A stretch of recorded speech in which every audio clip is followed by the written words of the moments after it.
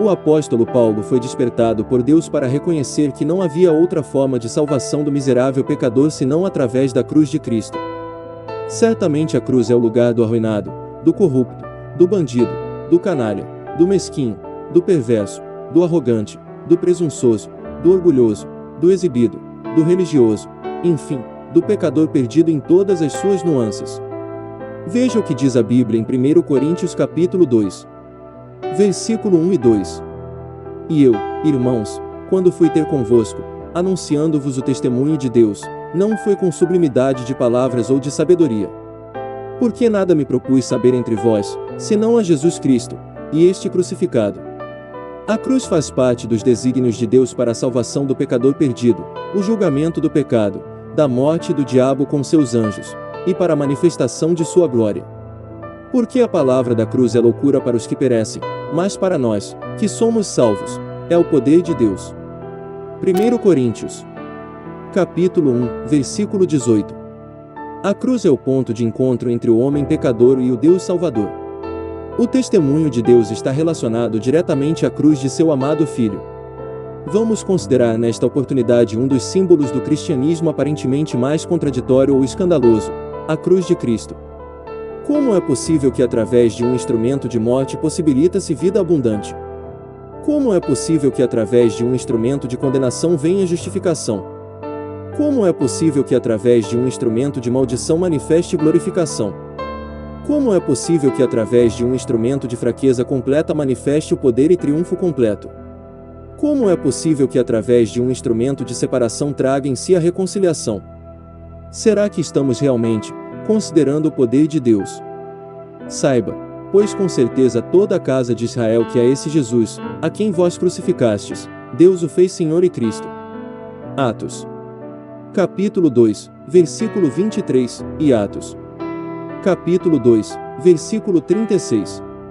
Isto nos mostra que a cruz de Cristo é atemporal, isto é, ela precede o tempo e tem valor eterno.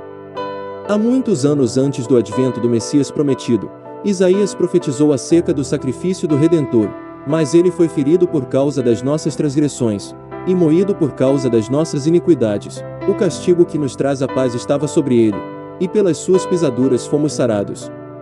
Todos nós andávamos desgarrados como ovelhas, cada um se desviava pelo seu caminho, mas o Senhor fez cair sobre ele a iniquidade de nós todos.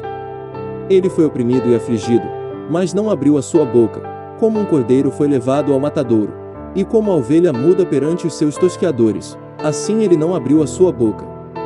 Da opressão e do juízo foi tirado, e quem contará o tempo da sua vida? Porquanto foi cortado da terra dos viventes, pela transgressão do meu povo ele foi atingido. Isaías capítulo 53, versículos 5 a 8. A cruz não era derrota, como os inimigos do Senhor imaginavam, mas a chave do plano divino. A visão retrospectiva de Pedro também nos remete a essa realidade pretérita, presente e futura. Sabendo que não foi com coisas corruptíveis, como prata ou ouro, que fostes resgatados da vossa vã maneira de viver que por tradição recebestes dos vossos pais, mas com o precioso sangue de Cristo, como de um cordeiro imaculado e incontaminado, o qual, na verdade, em outro tempo foi conhecido, ainda antes da fundação do mundo, mas manifestado nestes últimos tempos por amor de vós, e por ele credes em Deus, que o ressuscitou dentre os mortos, e lhe deu glória, para que a vossa fé e esperança estivessem em Deus. 1 Pedro, capítulo 1, versículo 18 a 21. O escritor aos Hebreus enfatiza a eficácia eterna do sangue de Cristo que redimiu tanto os santos da antiga aliança, quanto os da nova aliança. Isto implica que o sacrifício de Cristo na cruz não se repete, mas é perfeito e eficaz para sempre. O elemento surpreendente da cruz não é o sangue, mas o sangue de quem e com que propósito. O cristianismo bíblico afirma que Cristo possui duas naturezas, que ele é tanto divino quanto humano. 100% Deus e 100% homem. Ele existe junto com Deus Pai na eternidade como a segunda pessoa da Trindade, mas tomou a natureza humana na encarnação. O que resulta disso não compromete nem confunde, seja a natureza divina, seja humana, de modo que Cristo era totalmente Deus e totalmente homem, e permanecerá nessa condição para sempre. Por isso somente ele poderia interpor-se em um abismo infinito para salvar o pecador. O justo sobre a cruz é o único ponto de contato entre o pecador e o poder salvador de Deus.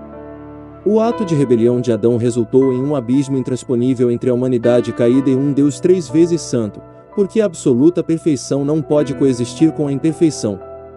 Vemos também que cada indivíduo receberá a punição do seu próprio pecado conforme o profeta Ezequiel diz no capítulo 18. Versículo 20. A alma que pecar, essa morrerá. O filho não levará a iniquidade do pai, nem o pai levará a iniquidade do filho. A justiça do justo ficará sobre ele e a impiedade do ímpio cairá sobre ele. O pecador nessa condição tornou-se incapaz de chegar a Deus, por qualquer outro meio exceto através de outro que pudesse salvá-lo satisfazendo a justiça do Deus eterno. Esse Deus santo e justo exige a pena de morte pelo pecado.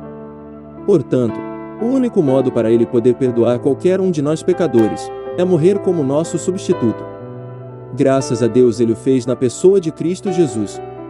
Porque também Cristo padeceu uma vez pelos pecados, o justo pelos injustos, para levar-nos a Deus, mortificado, na verdade, na carne, mas vivificado pelo Espírito.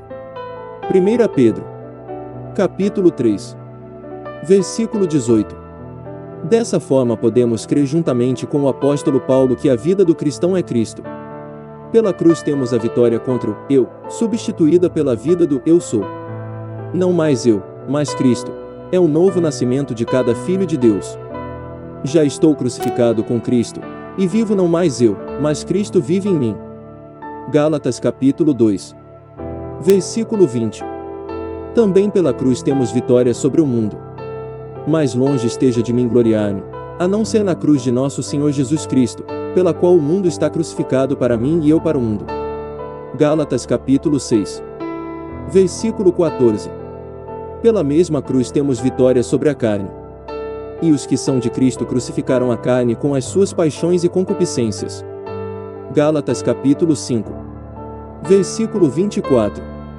E finalmente, através de Cristo crucificado temos vitória contra as nossas ofensas e o livramento contra os principados e potestades.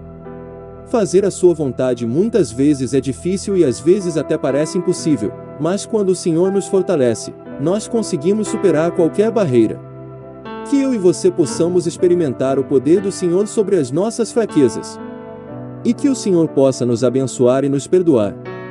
Que possamos carregar a nossa cruz para estarmos mais perto de Deus. Que o Senhor abençoe a sua vida hoje e sempre.